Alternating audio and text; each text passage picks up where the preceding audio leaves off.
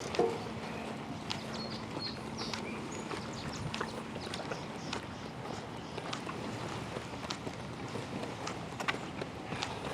do you think, Jeff? Good job.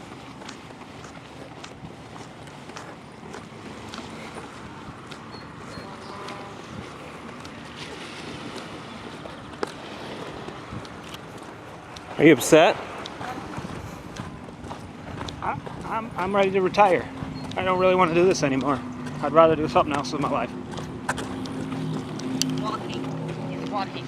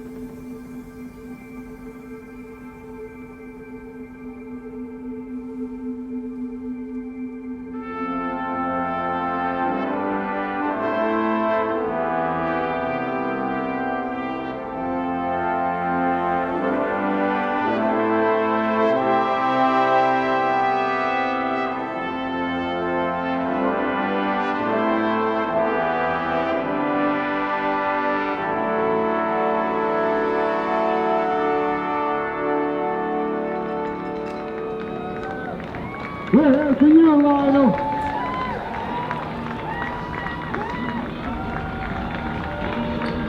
Come on, keep it together, Coeur.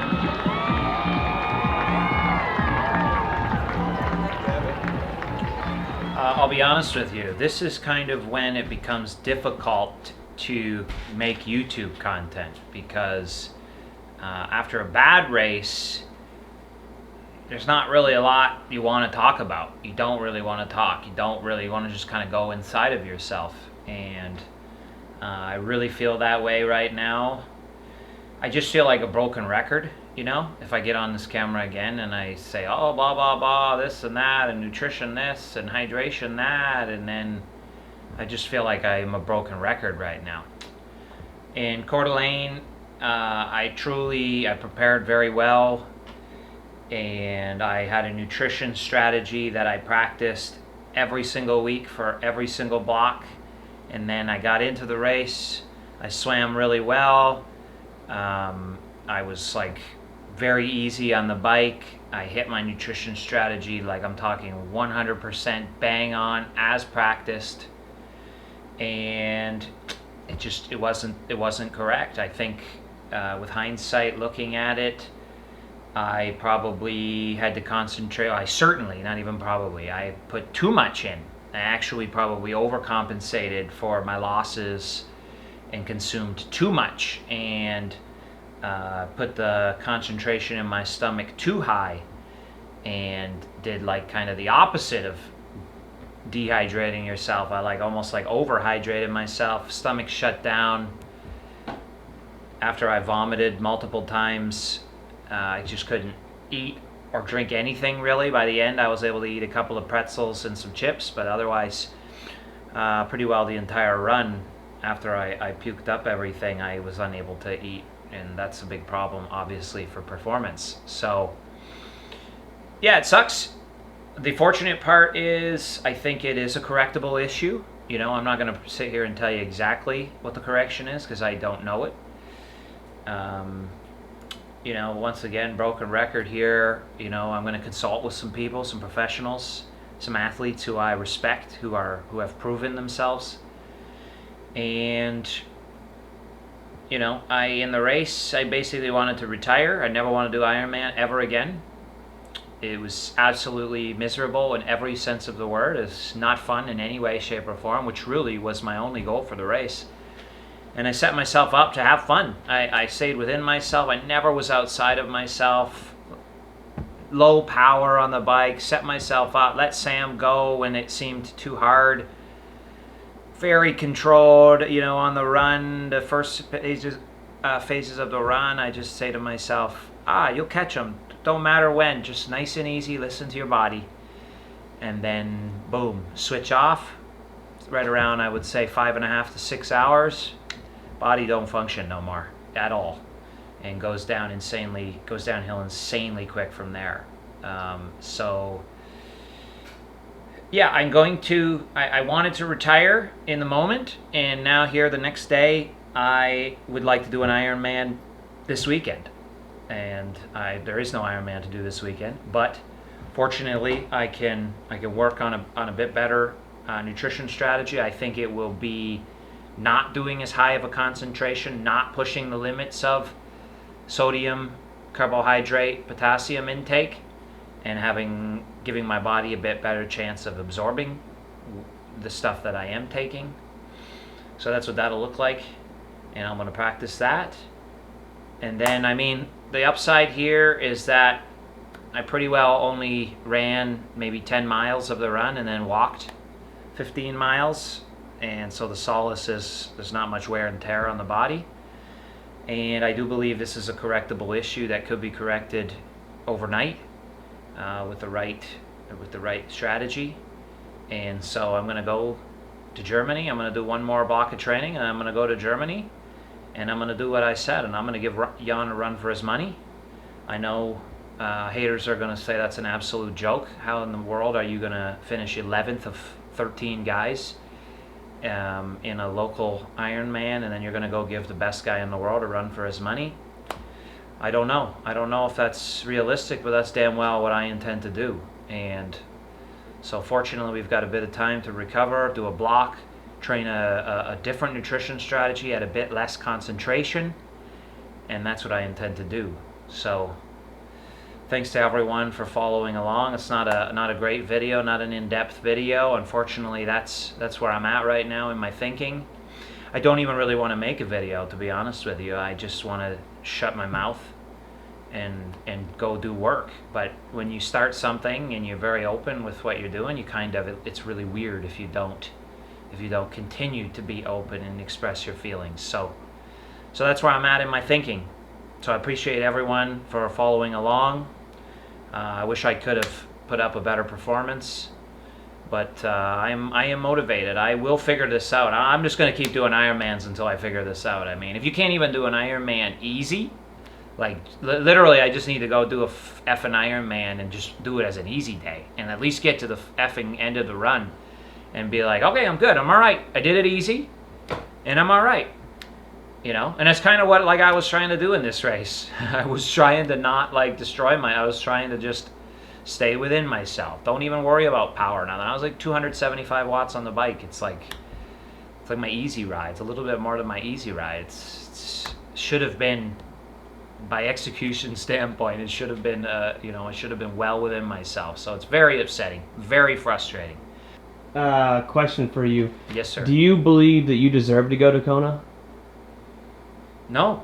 I mean, you've got to do it the way everyone else has to do it, and so those are the rules that you live in, and you have to follow the rules. It's just how it goes. So, I fully intend to get a Kona spot. I mean, it doesn't matter to make it to Kona. I don't care about that. I am gonna go do a couple more Ironmans because I don't have anything to prove. I know I can do 70.3s well. I know I can do ITU long course world's distance well. 5.5 hours. For whatever reason, the way I'm doing things, in and around 6 hours, and this is true of every Ironman I have done, including Kona 2017, including Ironman Arizona 2016, in and around 6 hours. If it's cooler, it extends to maybe 6.5 hours. If it's hotter, it's like bang on 6 hours. And I am absolutely, like, my muscle function is having a serious decline. And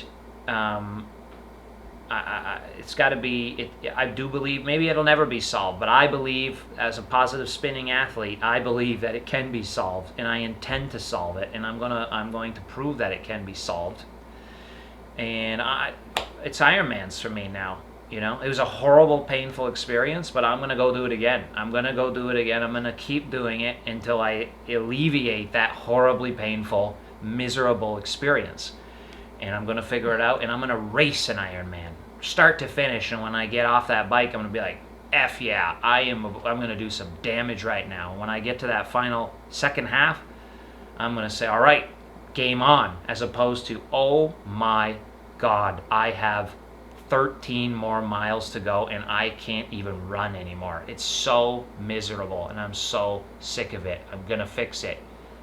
And that's what that's the journey we're embarking on. There's nothing else that matters now in my career other than to figure this damn Ironman out. There is Ironman Lake Placid coming up. A big question a lot of people are asking themselves, will you go race Jan or do Lake Placid? I'm 100% going to race Jan. I mean, this is the opportunity of a lifetime. What do I care? Like, this is worth more than Kona to me, to have the opportunity to go head to head against the best of all time. I will go somewhere else to get that Kona spot, to intend to get the Kona spot. And even if I don't get the Kona spot there and I have another bad race, I'm going to put my name on another Ironman start list, and I'm going to continue to race until I do an Ironman. I get to the finish line and I say, all right, now we're moving in the right direction. Now you're starting to understand how to do this properly. Training is good. It's fueling problem. I can just tell. Its muscle function is having a serious decline, and if I'm training really well, executing well within myself, and still having I'm looking absolutely pedestrian out there. Like, I'm talking like absolutely pedestrian. I think most people would agree if that's a 70.3 or even ITU long course world's distance, I'm going to look a lot different. So it's not fitness, it's something else. And whatever, I don't want to talk anymore. I just want to I just want to fix it, and I just want to go out there, shut my mouth, and fix it, and keep at it until I have confidence that yes, now you're getting it, now you're understanding. That's what I'm going to do. Final question for you: are you embarrassed or ashamed by yesterday in any way, shape, or form? It's like positives and negatives, right? It was absolutely miserable, and everyone recognizes me. You're walking. I wear the number 1, and I'm walking. I can't even really like I don't know if people think I'm walking just because I'm weaking out. Like, I am walking because I can't run anymore. My muscles aren't functioning. It's not like I think I'll just lollygag it to the finish line. It's like I would rather get to the finish line quicker. It's a double, it's like YouTube is great in that, you get your name out there, but then when you have a really bad race, well, your name's out there and people recognize you, and it's embarrassing, absolutely. When you got people, I'm talking, flying by you, saying, "You're the man, you're still the best," and you're like, I'm the man, huh? Yeah, I'm the man. Yeah, I feel like the man right now. Nothing is more humbling than that. So yeah, it's embarrassing, but it also is encouraging to see the impact that you have and to continue. And because, obviously everything in my brain is screaming, like, this is so stupid and miserable. I don't ever want to do this again. This is so stupid. I don't want to go to the finish line. What the F do I want to go to the effing finish line for? F this effing thing. That's what's going on in my mind. And fortunately, everyone else there is keeping me accountable and saying, dude, you talk about no limits all the time. Well, is it only no limits when you're winning? Or is it no limits when you're in last place too? And it's no limits when you're in last place too. So yeah, it's embarrassing, but it's also motivating to see the impact that you have and to live the things that you talk about. And so I am very grateful for the help that I received out there, because yeah, if I wasn't on YouTube and people didn't recognize me, I'd never be able to truly answer that question. But that was a horrible, miserable time that I didn't want to experience anymore. But Talbot offered me his e-bike, and it probably would have been a lot more miserable had I packed it in and got on the e-bike and went home. So I thank everyone for keeping me honest and finishing what I started. I can't even run. I literally can't run. Physically cannot. My legs don't function anymore. Won't you just pull off and ride this bike back? You gonna ride the e-bike back? Talbot. Think about that for a second. Lionel.